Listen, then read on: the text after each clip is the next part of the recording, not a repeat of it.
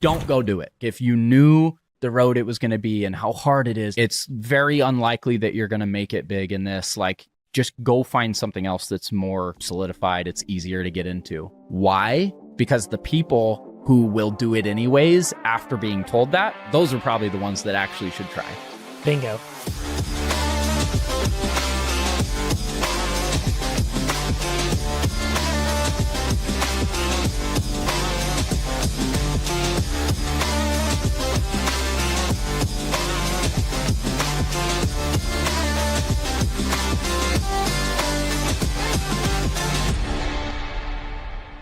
Hey guys, welcome back to the Josh Lustig podcast. Today I have an awesome guest, Matthew Byrd, who has a construction technology background. You've helped build community around the construction technology business. You've sold some companies, you've built some companies, you're in the media space now, podcasts, you're doing all kinds of things. So anyway, welcome to the show. Hey, thanks. Appreciate you having me in. I love the studio, by the way. Oh, thank you. I can't wait to go see yours. Yeah. Not every day that you get to find somebody that's doing very similar things in the same town as you, same city. Yeah. Here in Boise, so just good to have you by. Yeah, thank you. Glad to be here. So where I want to start this thing is the fact that I just found out that you have 5 kids, you've been married for 15 years. Dude, tell me how you built what you've built while also managing I'm assuming crazy busy household. I got 4 myself. Yep. With me and my wife. So like, what is that like? How do you do that? It's easy, guys. It's work-life balance, you know? Yeah. No. I think the thing is, right, you know, that starts that whole conversation around what is work-life balance. Yeah. And I don't think it exists. Like, if you choose to step into entrepreneurship or business ownership, that's like, it's part of your life. Yeah. Especially in the early stages, right? A lot of entrepreneurs think that they're going to start a business and what it's going to mean, right, is more freedom, more flexibility, less hours, more money.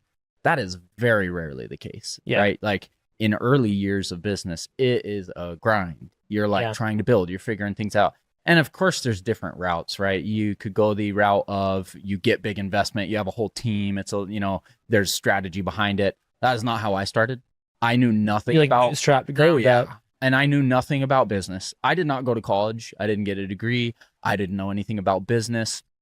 I really started from the grassroots of like, I knew what I could do well in this technology space, and I knew what clients needed. And I found myself like naturally just falling into, I was finding the jobs, I was proposing on the jobs, I was performing the jobs, but I was doing it for another company. Yeah. And so it felt like an easy step for me to just say, I just want to do this on my own and help more people. Like, you were already wearing all the different hats. You're the sales guy, the marketing guy. Yeah. Product fulfillment person. You're like, now I could keep going deeper down that route, but back to your question of like, how do you manage that and business and business and kids and family and everything? And one, I would say I can't say I've been perfect at that, right? Like, it's hard in those early days where you're like, one of the things that I think let me build a business was customer service. A lot of people, shut the phone off as soon as they get home. Yeah. Which I think is also healthy and good. But in early years, if someone had an urgent need, I would take the call at night. I would take the call. I would jump on the computer and help them, solve some problems. And that's in the early years, I think, what helped people know, hey, I can reach out to him. He's going to be available. He's responsive. He knows what he's doing. So I think there's that balance that, one, you have to choose what is a good balance for you. And in a relationship and with kids and with a spouse, I don't think there's one right answer, right? Yeah. I think it's, what do you guys communicate on and what do you agree on is an acceptable thing.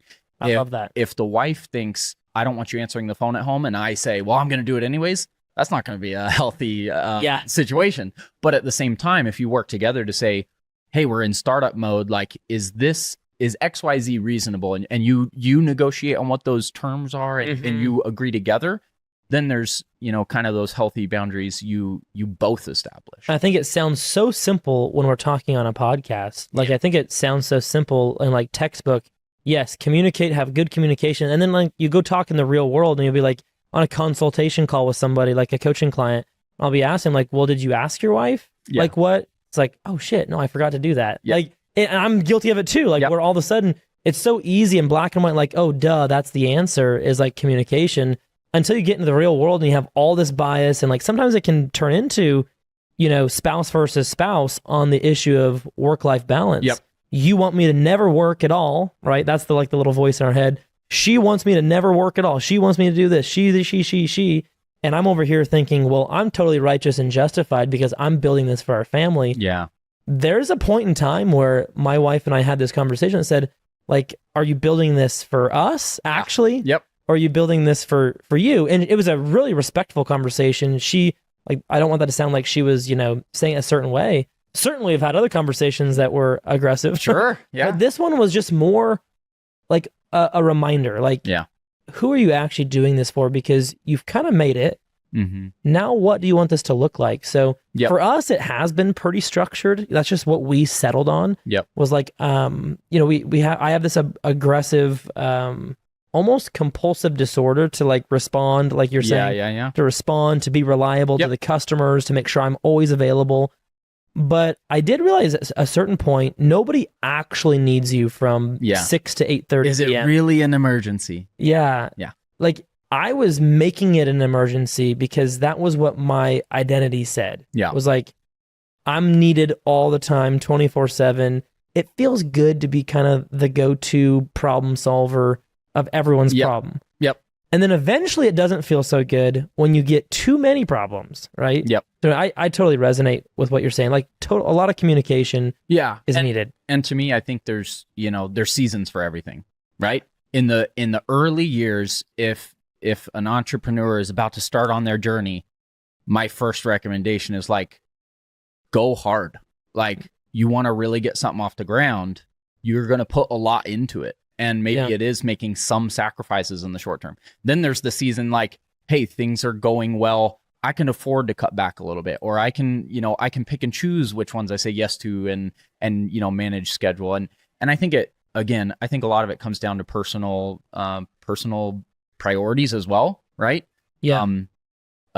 Certain people lean really heavy one way or the other, right? And I think this comes back to even decisions and discussions around family, around spouses, around what happens if your spouse really does not want you to run a business because of what goes into it and how stressful it is? Do you decide, well, family is the priority, right? Did your spouse and you agree on starting a business? Like, and to me, and I know maybe we share some of this, right? Like, my faith and my family are my biggest priority. Yeah. Yes, I'm a business owner and entrepreneurship, and like, but if that was damaging the other, what would I do? Right. I love that, and I do agree with that. So about a year and a half ago, I created for just my own self on a iPhone note. I called it Josh's Hierarchy of Priorities, and it's just this little ladder that I kind of created on my phone that just says like, what is the prerequisite to like making a wise decision? Because at a certain point, I was like, why am I seeking all these other things? Why am I not just seeking wisdom? Isn't that the thing that we should want the most? Is like wisdom to make intelligent decisions that are in line with my values. And I said, well, shouldn't I have a framework for that? Like business owner, logistical, I have a framework for everything else. Why don't I have a framework on how I make life's biggest decisions? So exactly what you're saying, I went and did, and it took me a lot of time to figure it out. But it's like, hey, look, the number one priority is my relationship with my creator. For me, that's Jesus Christ. That's God. I'm a Christian. And so it's like, that's number one. If a conversation with my spouse or if something with my family would infringe on that in some weird scenario, you have to choose what's going to help your relationship with God, number one, my opinion. The next thing would be getting my family to heaven. The number one is getting me to heaven, because I can't get my family to heaven unless I get there. Number two is like getting them to heaven. And we're getting kind of into the spiritual weeds of it or whatever, but I think that's just like the value. And the next thing is safety and security for my family.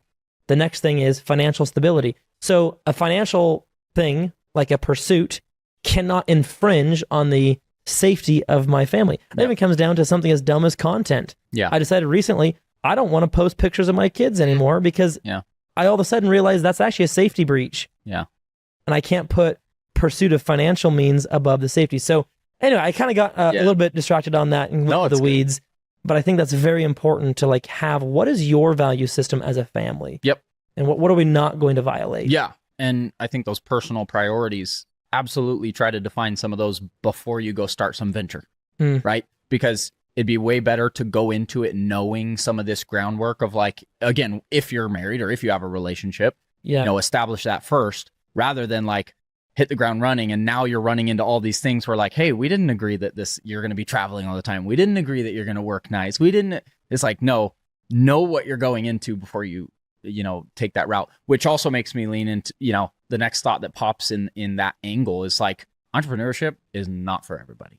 Yeah. Everybody thinks it's cool. Yeah, it's really hot right now on social media. Like, if you're not a business owner, you're a loser. I don't agree with that. Yeah, and you see the one-offs of people who blew up on Instagram or TikTok and are making millions of dollars with content. Like the route to true scaling of businesses is very difficult. Like a lot of people do it for the money draw, and which is terrible. I think if you're going to really try to do something, you have to love what it is. You have to be bought into that and really know the pros and cons of what you're getting into. So you've started a lot of different things and you've done a lot of things. You've been super successful in a couple of those categories in particular. Did you always know that you were going to be an entrepreneur? Nope. No, very point blank. No. Talk to me about that. Like, what did you think as a kid? Like, bring me back to like young sure. Matthew. Yeah. What did you want to do in life? Where did you want to go? Sports. Yeah. So which sports? Football mainly. Okay. I was basketball. Okay. I played football. I played ice hockey. All I cared about was sports. Yeah. I did not think about a career ever. So were you like, I'm going to be in the NFL? Oh, sure. Yeah. Yeah. To be honest, I actually didn't even think that far yet. Yeah. I was just focused on each year, like playing. That was what I loved doing. I love the competition. Yeah. I was very athletic, mm-hmm. not in a bragging way, but like I was always the fastest on my team. I was the quarterback. I was a pitcher in baseball. Whatever I played, I was like the lead guy in. And I was like, I just love it. I love the teamwork aspect. I love the competition aspect. I ended up actually having a head-on car accident when I was 16. No way. Which is what really like ended that. So, my journey went from like this love of sports to near-death car accident, helicopter flight, 13 surgeries, serious wheelchair, like massively, drastic change. And that was right like nearing my senior year of high school. Yeah. So I was hardcore into sports. It was like those dream years, and that came to a screeching halt. Dude, talk to me about that. Yeah, so, I mean, I could talk on that forever. No, like seriously, like that's a huge experience. Like, what's going through your head at that point? I assume there was like moments of you're the sports stud. That's probably your identity. Your friend circle is in sports. Yeah. Your family's kind of rallying behind that in a good way, I'm sure. Yeah. How do you like recover from that? Was there like a kind of a depression period? Oh yeah. Just like, yeah. I mean, to be honest, it was so bad. Like the first several months was just trying to survive. Just like get out of the hospital. I mean, I was in the hospital literally full time for almost 2 months. Oh my gosh. In and out of surgeries. Like it was terrible. Even when I came home, I mean, I was stuck in bed, like wheelchair. I had 5 screws in my knee, 3 in my hip, 2 in my elbow. I broke my collarbone. My lungs collapsed. I had blood clots. Like it was extreme. It was very, very extreme. Recovering from that, I was, again, couldn't even walk. I wasn't going to go play sports. I ended up like as a 16, 17-year-old, kind of lost on like, what the heck do I do now? I actually kind of got into gaming for a bit. I was pretty addicted to video games because I couldn't even go walk, right? So I'm just stuck at home. I started playing games. Not anything that I ever really pursued, but I also play music. Cool. I play acoustic guitar a bunch. I sing, but back then, my mom actually came across a flyer for this band that was looking for a bassist. And she took this as like, hey, I need to find something for him to do that's, gets back to his interests. Right. I did love music, and I ended up auditioning for this rock band and did a 25 state tour as a 18-year-old. No way. So you went on tour at 18? I did. Yeah. That's so this was after you graduated? I was actually homeschooled. Okay. Gotcha. So I was like finishing senior year and going on tour with a rock band.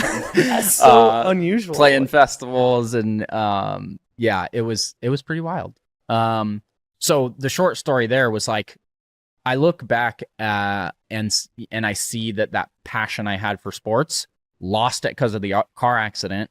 Yeah. Ended up shifting it into music. I absolutely loved that. But if you ask anybody in music, like, that is a struggle. You don't make money unless you make it big. You're struggling along the way. That was in 2008, which then there's all these economy, issues. We ended up doing that tour and then saying like, we kind of need to pause and get jobs because it doesn't pay the bills. I was young. I had no family at that time, anything like that. But it was with guys that were 28 and 30 and had kids. And so it was kind of a decision on their end of like, man, we, just money's getting hard. Yeah. So we ended cutting there. And that's where I got into the industry that ultimately I'm in now. My dad has always been in the land surveying industry, and I got a job with him. I was working out on a field crew, working in the office, learning CAD and stuff, working in that industry. And then through that journey, we got introduced to some of the technologies that I'm so focused on now, which is laser scanning and 3D modeling. And I look back at even some of the journey of like getting in the survey industry and getting introduced to those technologies. And I see this personal passion that I had for something that was not work. When I started in survey, I did not love it. Right. It was just hard work. I'm working in the field. A widget. It's hot. It's, you're out on a field crew, pounding nails in the ground. You're helping on construction sites. To me, as a 18-year-old at that time, not an attractive job. Sure. But it made money, and not a lot of money. I mean, I was making $13 an hour. Like it was entry-level work. This laser scanning and this 3D modeling work and drones, like those things, I was like, that's really cool. And because I got excited about it, the company I was at said, why don't you be the guy who like learns how to use this stuff, bring it into our business? That is what completely changed my career trajectory. So you found that through the surveying business because you got exposed to it. Yep. Because you're in your dad's company working for him, providing some value to him. Obviously, he's giving you a small paycheck, but a paycheck. Yeah. And then you find what you're actually passionate about. Dude, this is like a light bulb. Do you know how many people that have been extremely successful? I'm talking to people that have exited for tens of millions of dollars, 100 million, whatever. People like, like us sitting here. I worked with my dad. I wasn't fascinated by the insurance business. I'm just being honest. Yeah. Right? Some people love insurance because it's insurance. Some people love surveying because it's surveying. Some people love construction because it's construction. This is a very good case for why I think homeschooling, or at a very minimum, just people employing their kids if you can. Oh, yeah. Not with like a thumb on them saying, you have to work for me, but like kids taking a job with their parents. There's a stability there that I think is awesome. People like to say, oh, you guys are only successful because, blah, blah, blah. Yeah. That's the wrong side of the equation as well. But look, I haven't been able to put my thumb on why this is such a great model, like why that works until you just said it, is because you don't have to love the thing. I found online marketing and phone sales because I had to innovate to keep myself not being bored. Yep. I was just bored. Yep. I don't want to do this exactly the same way that we've done it for a long time. I want to innovate, try to figure out how can I make this a little bit more fun and advance things quicker. Yeah. And so we did, and it turns into tens of millions of dollars. You do the same exact thing. I think that's fascinating. Yeah, it was a very interesting journey, and it really lit my desire to try to talk to people about like finding work you can enjoy and finding something you can be passionate about. Mm-hmm. Because I watched it change, me from, again, $13, $14 an hour, like survey tech, doing a little bit of nothing, to, and again, I did not enjoy that work. I still did it, but I was like, man, I got to get up again in the morning and I got to go on the field crew and it's going to be a hot day. Like that was my attitude. Can I work less? Can I, can they add in another half hour a time so I make a little bit more money? Like That was the attitude. Yeah. When I got introduced to these technologies, though, it was like the gamification of survey. It was like you 3D map this site and it turns into a video game of the site. You're building these models, you're making these cool videos, you're getting online. Like it was a totally different world. And I really actually enjoyed it. It was fun work. It was very visual. And that finding that thing I loved doing changed me from the like, I hardly want to do this to I'm researching it on my own. I'm starting to play with the tool. And when you find something like that that gets you excited, no matter where you work, no matter what you do, it's going to completely change your trajectory of your career, whether it's growing in that firm because you're speeding up how much you're learning and doing and adding value to that company. It took me from that to like growing in that company to getting poached by a client that wanted, I grew from $13 an hour to a 6-figure salary to even then going, like, I didn't even care about the money. I quit that job and started my own business. No investment, no like money to start with. If I didn't start landing work, I was going to be hungry. And so were my kids. Like, but it's like you're a competitor. Like you said, the gamification of it. You're like, I'm excited. I wake up on accident at 4 a.m. and instead of rolling over me like, oh, I don't want to get up today, you're like, well, I opened my eyes and my brain already started thinking of the thing that I want to do today, which is go to work and get a bunch of shit done. So I'm going to work from 4 to 6 until the kids wake up. And every day since then has been that way. Work is not work. Sure, are there hard days? Are there challenges I have to work with? I've hired. I mean, there's days you don't want to do issues, whatever. XYZ. Yeah, but there's all kinds of problems and things that arise in business that are not fun to deal with. But at the same time, the overall has been awesome. Like work is so much fun because I love what I'm doing. I love the people I'm helping. I love, seeing the impact we're making to an industry. Like, when you can find something like that you enjoy, it completely changes how you look at work. I 100% agree. And I think what's interesting is like this sports obsession that we both had. A lot of my friends that have been successful have something like that. Like, and I always question, like, why is that even valuable?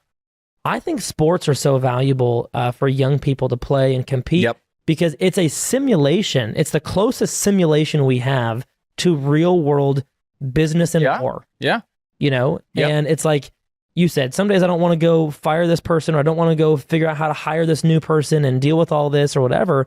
But some days you go to sports practice and you really don't feel like running ladders up and down the court or up and down the field, but you just got to do it anyway. That's like a minor inconvenience to where you can actually go play the game you love to play. Yeah. And I would even say, thinking back to my sports days, I actually liked that too, though. Like, I think there's so much of it is a mental game, right? Like for me, I look back to those days in sports and in football, right? Like it was fun. You chose that it's fun. You chose that, like, I'm so excited to show up on that field and like race people and compete. And like, I know that doing that hard work is going to pay off in the results, of the game, of the competition, of the trying to score against the other team. Like, I think that's the same thing in life, right? Back to so many people that find out I'm running 3 businesses. I have 5 kids. How the world do you manage all that? I choose to. Like, it's fun. I love going home. I love my kids. I love spending time with family. I love the pressure of work. Like, you choose what you do. Not everybody wants the same level of, complexity and challenge. But I think so much of it is a choice. You got to keep your brain busy. Yeah. And, you got to keep engaged in life. And I think some people call, like Tony Robbins always says, you got to decide what you're going to assign pain and pleasure to. And when you put these labels on certain things, one person says it's super painful to go to work today and solve all these problems. Yep. And one person says, I can't freaking wait to go to work. And there's going to be some big things that most people label as I don't want to do them. Yep. But I'm going to label it as a challenge that makes me better and makes the company better. And it's kind of like a fun little game. Yep. And even if you're lying to yourself on like the really hard days, you still get through it better than the person that calls it a big problem. Yeah. That's why I don't like the word problem. I don't like, it's not really a word. Like, don't come and say, I have a big problem. I used to do that to my dad a lot. Yeah. I didn't know it, but I would come into the office. I'd say, Dad, we have, we have some problems or whatever. And he goes, stop using the word problem. He's like, seriously, not everything is a problem. Yep. Don't be so dramatic. Yep. walk into my office and give me a solution. Yeah. And what are you going to do about it? And let's go attack this thing. Exactly. Yeah.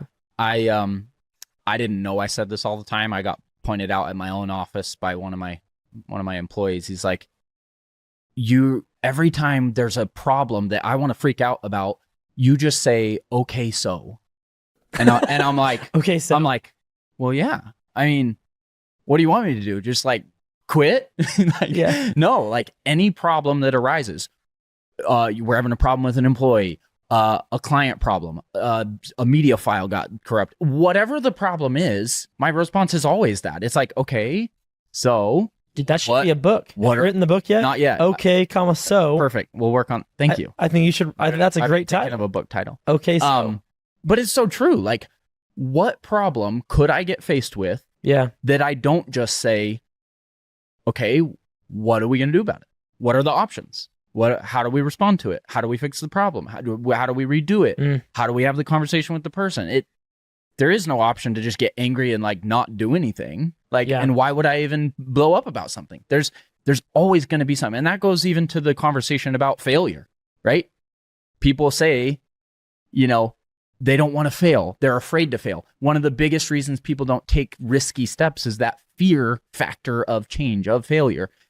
But if, again, you shift the thought of failure just being a way to learn a lesson, then it's like, okay, is going to school a failure? No, you're going to learn. Is struggling with a business problem, are you failing? No, you're learning every day. Like, if you can just look at the things that are challenging and figure out how to learn from those and make those 1% improvements every day, every time you do a new video, every time you hire someone new, what can we do a little bit better next time we hire them? What can we do a little bit better in our management process? What can we do a little bit better? Those micro improvements over time, which I think is the other thing, is so many people want instant results. Yeah. Business is a long-term game. So many of the things you build, it is not hey, in 2 months we're going to be, settled. It's like, no, you're in it for the journey. And so if you make those small improvements and you're consistent and you're patient, you're going to see those things really prove results. What I love about what you're saying is like, I'm big on mental like models, like your mindset. And some people hear the word mindset and they literally roll their eyes. Like it's like because it is a buzzword and there's a lot of people that have no idea what it takes to actually build a mindset. They don't, they think that everything's easy. They've read too many books about gurus and actually haven't, applied it. Like this is something that I got to practice every day. And this is not something that just like innately, I'm a mindset guru, so now there's no problems or challenges in life. No, it's like we have these models to remind ourselves, my opinion. Yeah. Where it's like, I love the okay, so. I love that idea that, okay, you're actually programming your brain to believe that there's nothing that you can't overcome. Yep. So when somebody throws this at me, instead of me having to like remind myself with all these notes, you literally just have a mental framework that says, I know the answer. I'll figure it out. We got this. It's not a big deal. For me, I love like, so it says, I have a question. I'm like, I have an answer. And it's just like a funny thing. Like we're at these seminars and like, oh, hey, Josh, I have a question. I'm like, oh, hey, I have an answer. Yeah. And the reason is twofold. Like it helps them know that you're confident. But number two, the main reason is it helps me know that I'm confident. Yep. Like, yeah, I have an answer. Yeah. It might not be like a perfect one. I might have to say, I need to do some research, but it primes your brain. That's what I'm looking for. It primes your brain to know what to do next. Yeah. And I think what you're doing is you're priming in this problem scenario, you're priming your brain to say, don't freak out, handle my emotions. Yeah. Here's what I'm going to do about it. So anyway, I really appreciate that. And not in a bragging way or anything like that, but that part like just came so naturally to me. Once I stepped into entrepreneurship, like, and I still to this day, right? Like I have so many employees that are responsible for different parts of business, events, marketing, media, whatever. But they always come to me with questions, right? Mm-hmm. I tell them the same thing in trying to like build them up to be able to do what I'm figuring out how to do. I'm like, I don't have the answers either. Like, but I'll give you one. I'll come up with one. I'll research one. I'll find a solution because I'm not just going to say, oh, we can't figure it out. Yeah. And that is a mindset thing. That is a choice for me to say like, I am confident that I can figure this out. Mm-hmm. And to try to then empower other employees and other team members and whatever, right? And other people that follow us. This is what our community is about, is like how can I inspire other people to take a little bit more responsibility, a little more action, a little more confidence, take on some risk, try new things. Because I'm not some special guy, right? Yeah. Even in business, I love telling people those stories because I'm like, I hardly finished high school. I was out touring in a rock band. I did not go to college. I didn't start business because I have an MBA and a degree and a backing, investors. No, I started because I was willing to put in the work. I was willing to just be confident in having conversations and trying to sell something and try to do, like, it was one step at a time and it's just continued to grow. Anybody can do that. Yeah. It's like resourcefulness. Yeah. Like at a certain level, even I don't put as much emphasis when I'm just like, oh, what are the things that it takes to be successful? The word resourcefulness probably doesn't no at the top of my list for some reason, but what you just explained is resourcefulness. Yep. How do I take something, seemingly know nothing about it, yep, and how do I become an expert, or how do I figure out a pathway to success in this one problem or this one challenge in the next 24 hours? Go. Yep. Right? I innately look for that in people that we employ. Yeah. I'm like, that's a huge skill. I don't know all the answers. Like you said, I don't know all the answers. What are you looking at me for? Someone's got to figure it out. Somebody's got to go figure. Like go Google it. Go put it in Chat GPT. Go find out from somebody how to get this done. Which is where I love I don't remember if there's a framework or something that people call it. But I know I've seen other people say this too. But it's back to like even your point. You go into your dad with a problem. It's like, what is the solution? It's like, start training people to say, don't just complain. Don't just say there's an issue. Like before you ever even bring the issue, like try to think through it a little bit on your own. Think about here's 1, 2, 3 options of how we could address the problem I'm about to tell you about. Amen to that. Because again, it's something anybody can do. And the more that you train other people to do it, the better they become, the less, that's now weight on you and you can do more other things, right? Well, and to your point, like you don't have to have it all figured out to teach somebody else. One of my favorite phrases is we often teach the lessons we most need to learn. And so it's kind of like you're doing two things when you're training, when you're leading people, when you're training someone on your team, when you're training somebody, one of your consulting clients, whatever it is. If you're teaching it to somebody else, you're reinforcing the lesson in your own life. Yeah.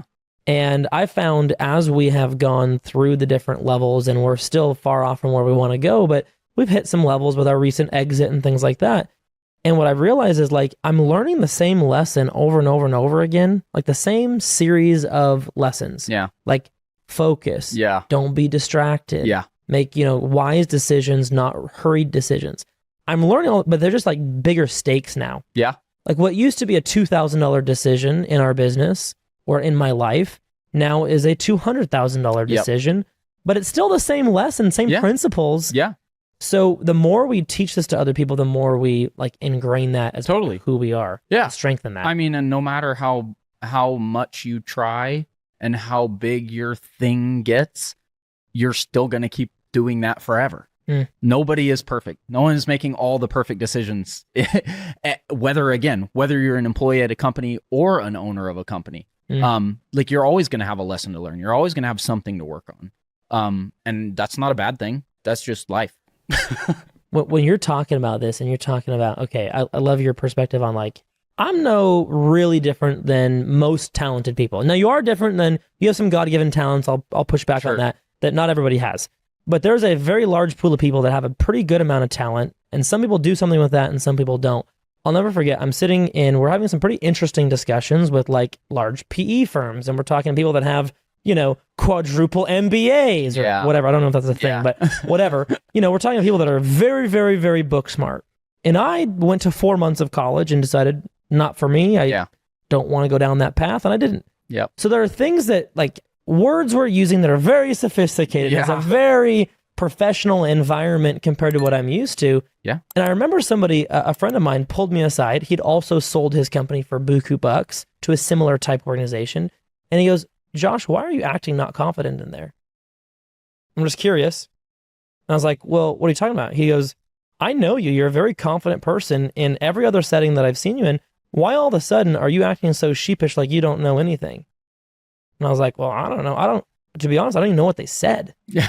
Like I don't even Yeah. I don't even know what Yeah. they just freaking, like, that paragraph. I'm not even sure what it was. Yep. And he's like, well, then why don't you just ask them that? And I was like, well, I guess I was afraid I was going to look stupid, Yeah. you know? Yeah. And he goes, look, those guys have a lot of talent, but if you add up those people's net worths in that room, you have a bigger one. Yeah. And he's like, I'm not saying that to like say net worth is everything. I'm saying that the talents that you're bringing to the table are very important. Yep. And just because you don't have the same educational, prowess, or however you say that word, Yeah. like background, has no bearing on the value you bring to a Yep. room. And I've actually been telling people that a lot lately, is like, be really confident in going into a situation knowing that you might be the only one in the room that actually has the solution, but you're too scared to say it because you don't have the same background. Yeah. Oh, I felt that a lot. I mean, in the early stages, and I mean, even over the last several years. So it's been about 10 years that I've been in entrepreneurship, right? I stepped out on my own.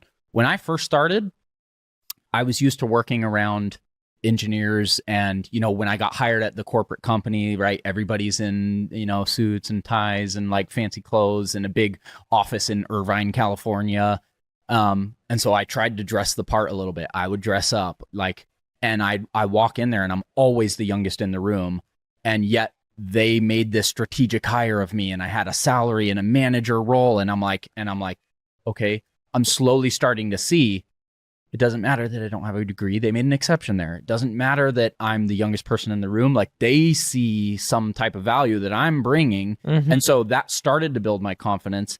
And then even over time, which is why now I wear the same thing. I wear a hat and a t-shirt and jeans and Nike shoe. Like, I wear this, whether I'm going to a New York meeting, I'm speaking on a conference stage, I'm whatever. I'm like, I don't need to try to change myself to fit in with whatever that environment is, or feel bad if I'm like, dude, I have no idea what you just said, right? I didn't go to college. You might be able to make a really fancy spreadsheet. My business is working. Yeah. I have seen people build really sophisticated business plans that just like completely failed. And it's like, that doesn't make, again, the business path for them any better than yours. You can build something and know nothing about business. You can strategize all you want and then completely fail.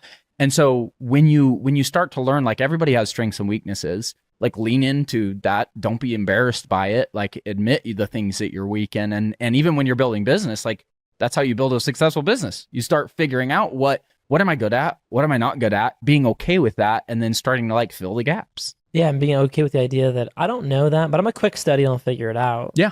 Find someone who does and ask them. When I love that. It was when I had Jesse Itzler on my podcast a long time ago. Love Jesse. I did too. And that's one of the things he talked about. He was like, dude, the company I started, the jet company, right? If someone told me all these things I'd have to know, I would have never started it. But it's just starting and then going, oh, I need to know, legal about FAA and airlines. Well, I'm going to find a lawyer who knows about the airlines. Oh, I'm going to need to know how to. You can always find those things. And so just being, again, resourceful, back to like, it's okay if you don't know something. You can find someone who does. You can learn it. You can hire someone who does.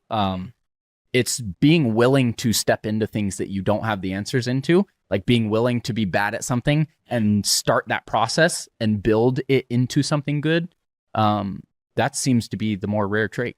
And to have the wherewithal to actually like see it to the end. Yep. So have you gone to like the classic example of like can't afford payroll? Have you gone through something like that? Yeah. What are some of like the lowest lows where you're like, oh, dude, how am I going to get out of this type of a moment? And some people it's more exaggerated than others, but sure. I always am fascinated by it. I mean, there's been several things along the way that were pretty rough. In the earliest years, when I started having my third, fourth, fifth employee, and we started taking on some bigger jobs, right? We had a pretty big client that we staffed up a vehicle for, we hired a new employee for, we did all this work of putting money into it. Like, we've already secured this work. Like, they're going to be dedicated to that project for a year. Like, it's X amount a week, whatever. And we started, like, we did, I don't even know, 6, 7, 8 weeks of work on that. And the client canceled and then also wouldn't pay what was outstanding. Oh. And in early years, that was really, really, really tough. Yeah. And the biggest struggle in this industry, when you're in the service industry within construction survey, is cash flow. Because it's very often you'll get a contract where someone's like, hey, we won't pay you for, 3 months. And you're like, okay, but I have to pay, But I have to pay 200,000 over here. I have to pay a truck. I need to buy more equipment. I have, an office space. I have software licenses. So cash flow in growing a service business like that and hiring and buying gear, and that was the biggest struggle. And it remained that way. It wasn't finding the opportunities. It was managing that growth process. But then, even COVID came around. That was a struggle. Yeah. We were able to get some relief funding and stuff like that. But, when you're stepping into this time period where you're used to people traveling out to job sites and now everyone's like, put the world on pause. Nobody can go anywhere. That was actually when we started our podcast. Interesting. Because we were in the office, we were still doing work, but we were like starting to brainstorm. We had a little bit of extra time. We're like, now's the perfect time. We've been talking, I've been thinking about this.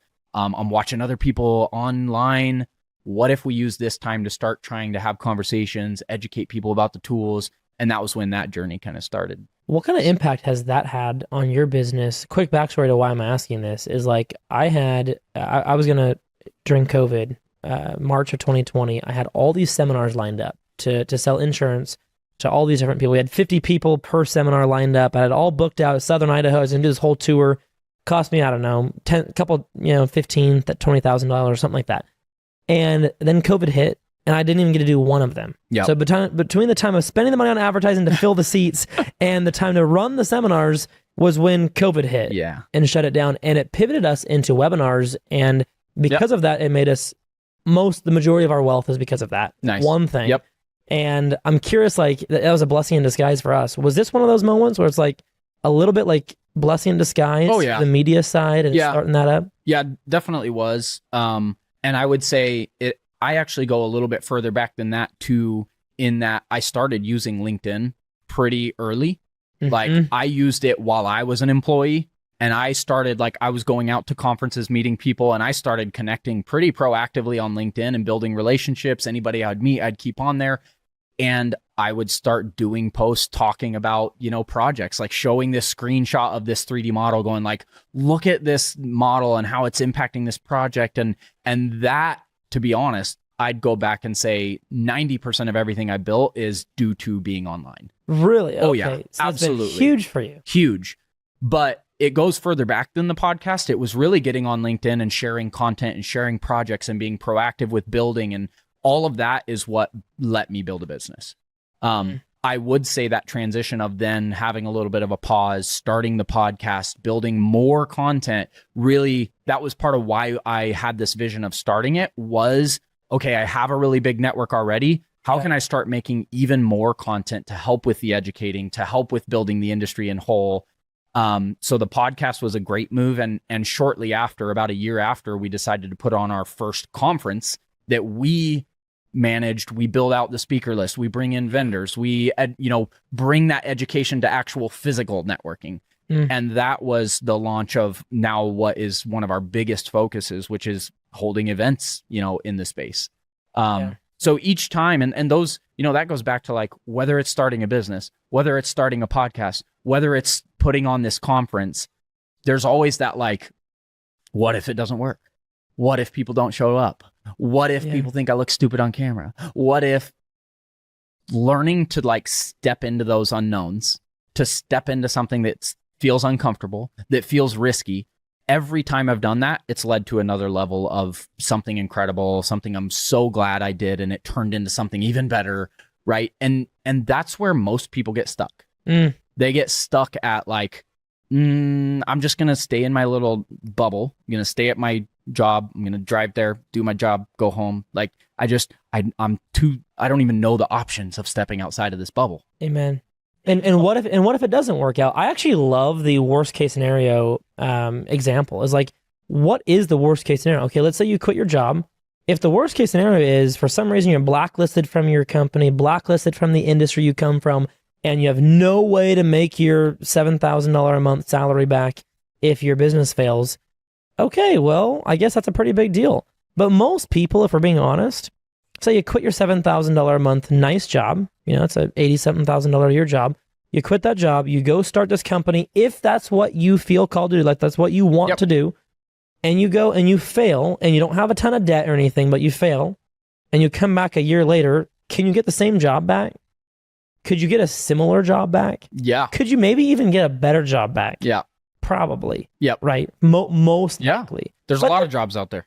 But I will say, like, don't go into a bunch of debt. I'm actually not a big fan of debt. Yeah. Even good business debt, I think you have to be very careful with that. Yeah. And from like my studies of wisdom, I certainly have a long way to go. But like the people that I study and the things that I've learned and even my own experiences, I've found that when you get too far backed into a corner, that's when things do get a little hairy. Yeah. It's like, hey, I can't just go back and make $80,000 a year and live again because I have $700,000 in debt from this business venture.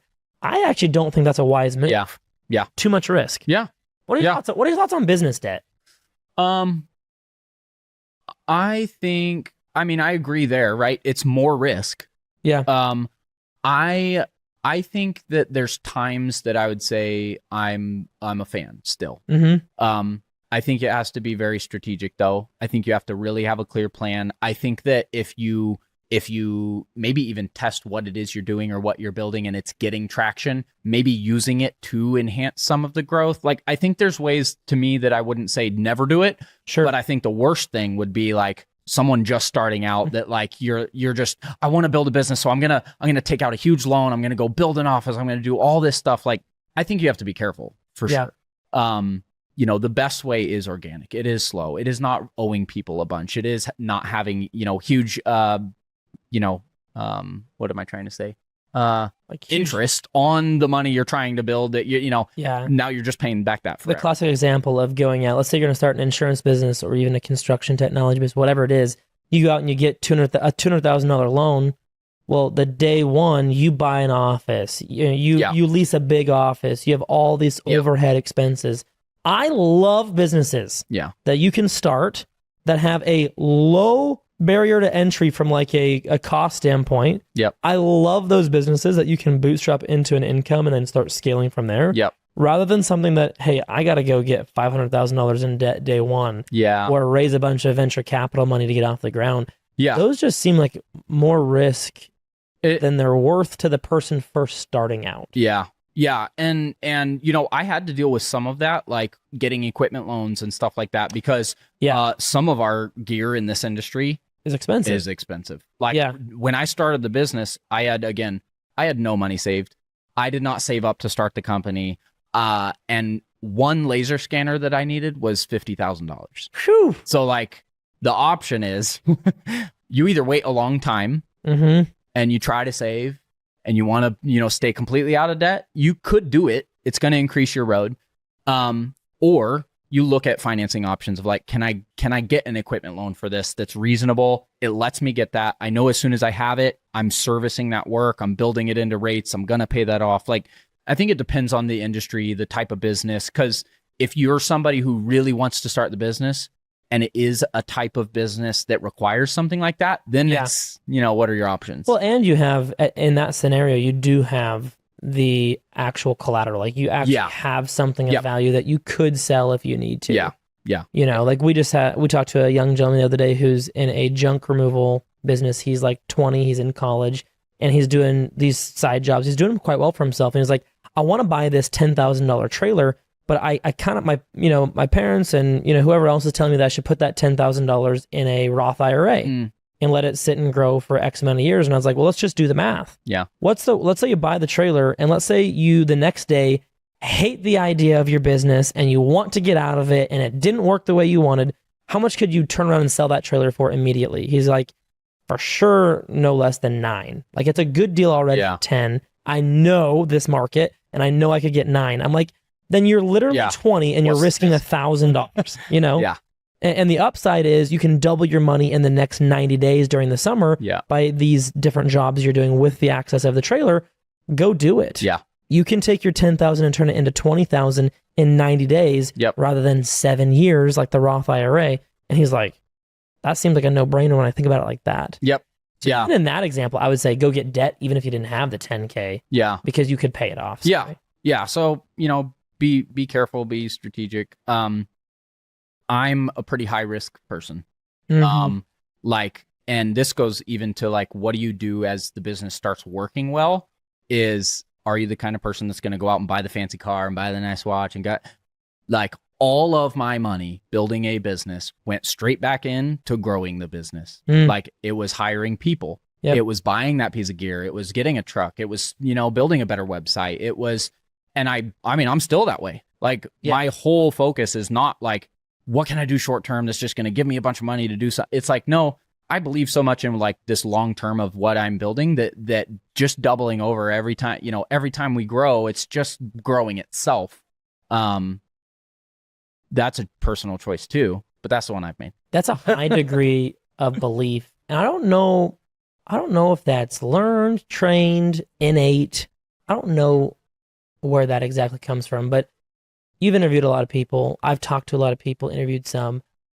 Where do you think that comes from for most of these guys? I mean, I know you only know you exactly. Like, what's your best theory on like, where does this insane level of belief that like, let's say you make 10 million and you'll go in and reinvest nine of it back into whatever. Let's say you go make 100 million someday. You're going to invest 90 million back into really pretty risky things on most people's, radar. Yeah. I think it's a pretty unique person and mindset. I don't know. There's a few things that come to mind for me.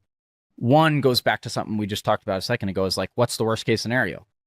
Like, and to me, I feel like I'm so not, again, I hate even saying some of this because it feels braggy, right? But like, I'm so confident to just, if it failed tomorrow, I'd build it again the next day. Like I'm just going to start over. I was like, we'll cry for 12 hours and then get back to work. Yeah, that's it. It's like, wow, that sucked. Okay. Okay. So like, what am I going to do? I'm not going to just go, wow, I failed. I'm never going to try again. Like, no, I'm just going to do it again. I'm going to do it again. I'm going to do it again. And maybe there's a certain level of that maybe I'm too far on that edge of like, man, you should be a little safer. Maybe not. I don't know. Everybody has their level. It's like, I could be a little delusional, but is that even a bad thing?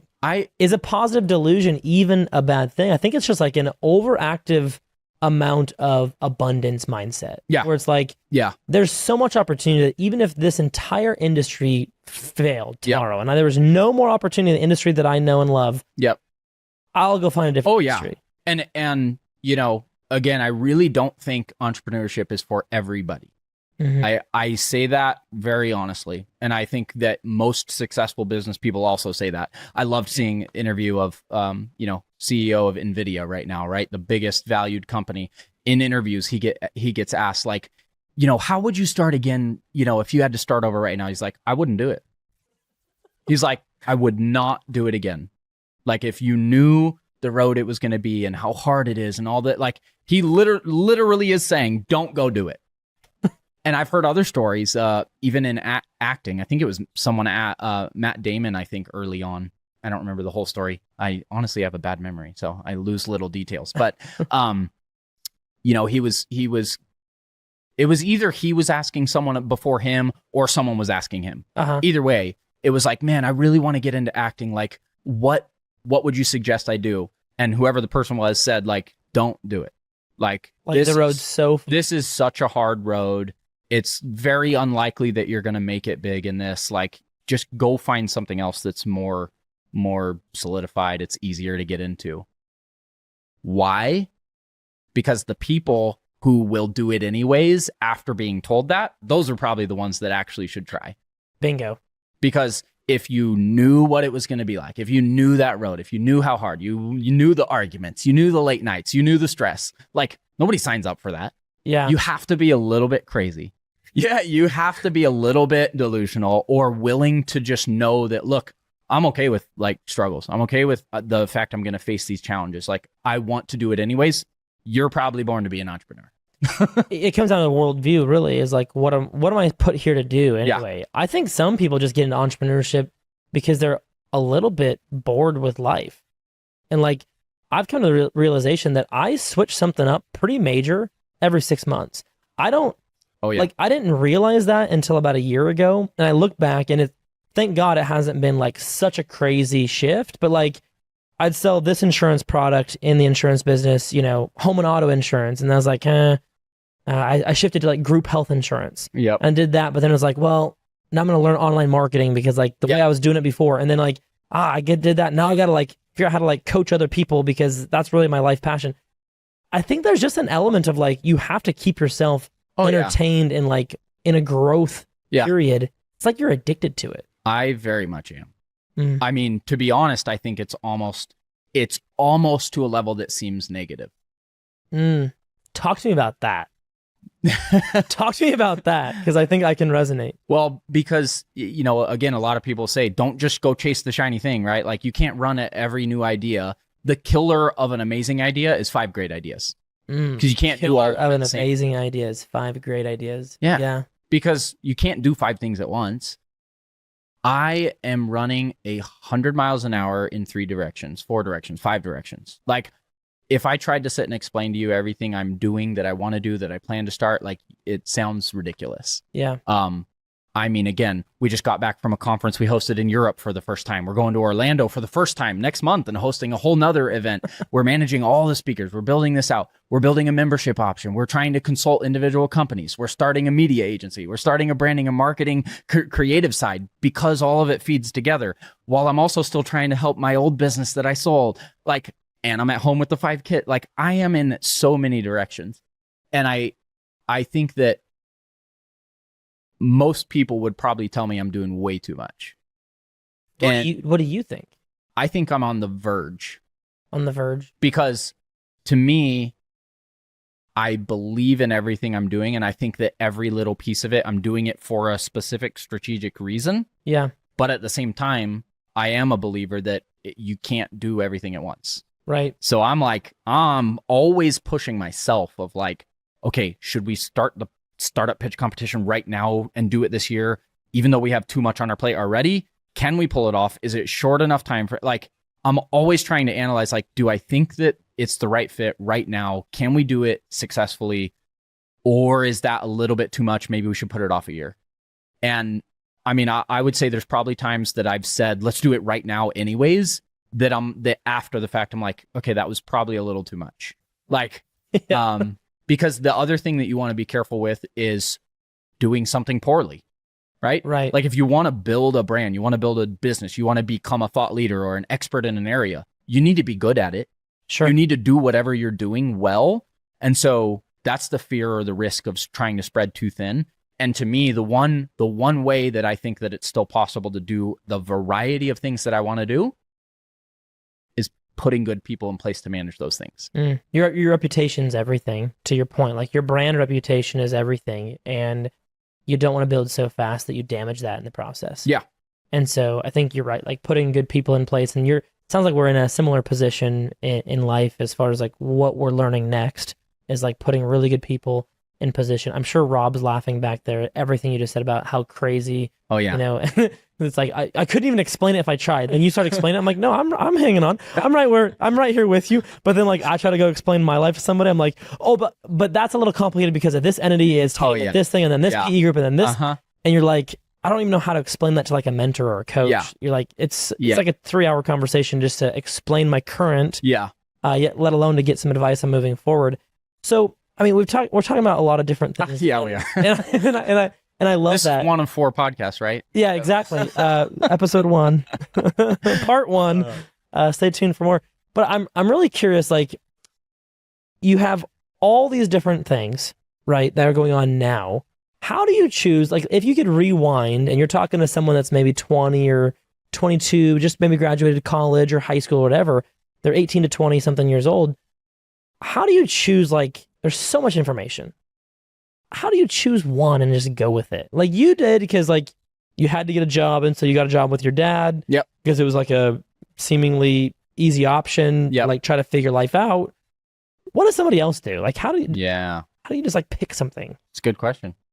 I don't think there's one right answer, but I mean, some of what comes to mind for me is like, one, I think, I'd say I don't think college is for everybody. This is what first comes to mind, right? Do you think college is a scam like Charlie Kirk, or do you have a different opinion? I'm very, very into this conversation. One, I never went. I don't even follow the freaking details, so I couldn't talk intelligently about it in depth. I believe a lot of it is a scam. I think that the amount of money, the amount of time, the amount of effort that is put into every kid should just go to college, get plugged in a certain role that fulfills something in a certain job, and there's all this debt, and there's all I'm like, man, everybody I've hired, they have degrees in some other random thing that they don't use, that they're still paying off school debt. That I'm like, most people don't even use what they went to school for. And so if it's really for the social experiment, then go have fun with friends for not that much money. Let's all go rent a for 4 cruise years. ship in Italy, like in Europe. Let's go rent a cruise ship in Europe and go around and get cultured all day and party all night if you really want that lifestyle. Yeah.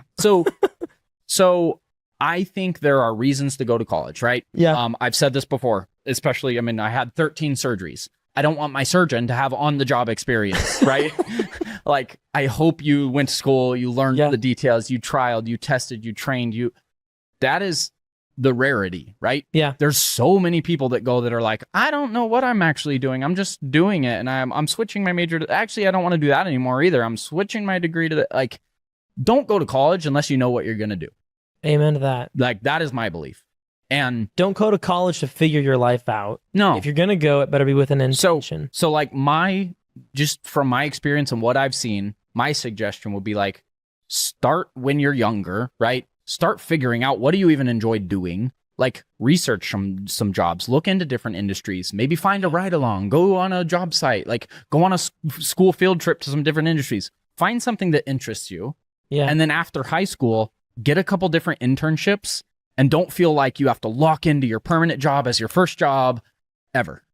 Go try some stuff. Go work at a restaurant, get some experience dealing with people in high stress. Go find an internship at a survey firm and work in the field. Yeah. Go find, trial a few things and test it out, and then go, I actually really enjoyed this. That's what I want to do. Now okay, can I take a course on this? Can I find a mentor on this? Should I actually go back to college and get a degree? What is the strategy around really building a career in that now? Yeah. And to me, I think, a lot of what I've built, it has been, I think, self-intuition and thought of I should try XYZ. But what I also learned along the way is learning from other people. Simultaneously to starting my business, I didn't follow any other podcasts. I didn't follow any influencer people before I started, but within the first couple years, I came across Gary Vee. I came across Grant Cardone. I came across, all of these different people that while I'm building, I start listening to. I start reading a book. I go to their event, and I'm like, okay, I guess some of the things I thought I'm getting validation for, but now I'm also starting to get even more inspiration of you can start a podcast on anything. I would not have started a podcast if I didn't hear Gary Vee talk about it 1,000 times. Yeah. I wouldn't have started my own conference if I didn't go to Grant Cardone's event and see his and hear him talk about building it and just get that inspiration of I could go put on an event. It's going to start small. But so the other piece I would say is finding people that you think are really giving you good information, that are educating you, that you can follow. And I talk about this as mentorship, right? Guess what? Mentors don't even have to know you exist. Exactly. I have silent mentors. Grant Cardone's a mentor. Gary Vee's a mentor. They don't know my name, but I learn from them. I follow them. I listen to them. I look at what they execute on. I look at what turns into something successful. And I pull all these little puzzle pieces from books, from podcasts, from whatever. Now I make decisions on what I want to try. And though I've never done it and no one in my company has ever done it, I'm doing it based on other people's successful formulas. Successful business people, mentors, online influencers, course creators, those are the new professors. Oh yeah. And it's free. It's free. And you can take the next level. You could pay. You can get some one-on-one. Yeah. You can go to an event. But my goodness, what you can get just sitting for an hour a day, looking at those YouTube channels, watching some of those videos, take notes, turn that in. That is, again, $0. Yeah, and I think back to what you said about college. That's my take, just for the record. Is I'm not anti-college. I think that certain doctors, attorneys, certain fields do have a prerequisite, but I think that's like 25% or whatever of people that go to college actually, in my opinion, should be going. And that's a great avenue. I just think for the rest of those people, let's just call it 75%. I think for the rest of the crowd, there is better, more efficient, faster ways of getting better information. Yeah. Not even the same information, but actually better information. Yep. And so that's not the same as it was 50, 60 years ago. We're not talking about 30 years ago, 40 years ago. We're talking about modern day. Yeah. And that's why I'm so passionate about like this young person movement. We're looking to ignite Gen Z and the events, and similar to you, I love the event business because it's like, how can we help the next generation really learn and replace that side of college, replace that with something that's actually like structured. Yeah. And that's kind of what we're looking to do with that. Yeah. And one other thing that, really stood out to me about sharing this type of information, starting a podcast, posting online content, is I started asking people in my industry that would come to my event. I would literally ask for a hand raise of like, who knows who Gary Vee is? I had 300 people in the room and 10 raised their hand. Really? And so over time, I've also started to realize, look, just because I know who that is, and they're so inspirational to me, and I've learned something good from them, my followers, my community, my event attendees don't follow any of those people.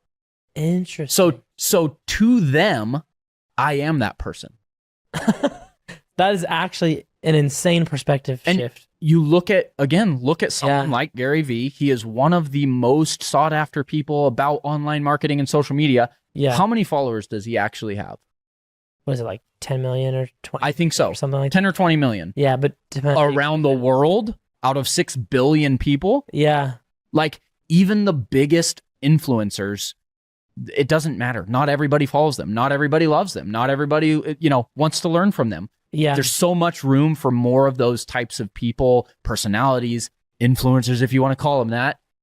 What is an influencer? It's just someone who's willing to speak up, willing to share information, trying to help educate, give value, and you just decide, look, I'm going to kind of be a leader in this space. I'm willing to take that step, and the whole goal is to help other people, and that you gravitate people toward you because so many people are too afraid to even talk or post.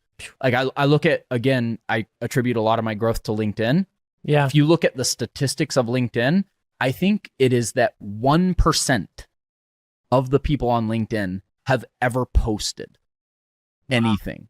They're just there to consume. Just consumers. They want to learn. They want to connect. But they're afraid to post. They don't know what to post. They're not a content person. They're not a, so like. You got to decide who you are. I think that's interesting. And I know I just realized how much I'm coming up on time, but like, I'd love to do a whole nother episode with you on just like, how do you navigate LinkedIn? How do you do better for networking? Yep. We both have this opinion. I think we've talked about this off camera. Like networking and who you know and who knows you, like those relationships are actually what drives the business forward. Yeah. And the content game just helps you with those relationships because you're more public. Business just helps you with that because you have more relationships with more people. Yeah. And it accelerates. So I'd love to do all of that. Totally. Can I say one more note on it? Yes, please do. Just while you're on that point of the content and the networking and the, one thing that I just want to leave on that note of content and networking is like to build really valuable relationships and people that truly like believe in you and want to follow you, you have to actually genuinely want to give them value. If you try to play the content game to only play the game to get the follower because you want to make from them and you just ask, like worst idea ever. Like genuinely actually want to give good things to those people and see them be successful. Your goal should be to make them more successful than you. Am I here to serve or am I here to take? Yep. The more you serve and actually genuinely like that's what you want, you can't fake that. Right. If that is how you build, it's actually interesting. It's way more successful than if you're the guy that's like, I'm doing this because I want. That is very biblical, actually. Like the more you dig into that, and it's like, some of this wisdom actually works. Yeah. Like, it's amazing, and like when you prove it in your own life, like you even said it earlier about the content stuff, not content, about the mentorship stuff.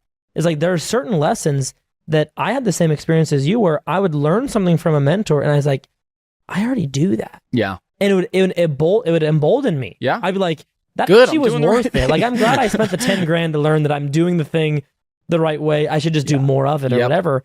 Sometimes the confirmation of what you're already doing is just as important as learning something new. Yeah. Right? Yeah, because a lot of people in this realm, they're solo, they're isolated, that people think you're ridiculous. You shouldn't be starting a business. Why are you posting about that, right?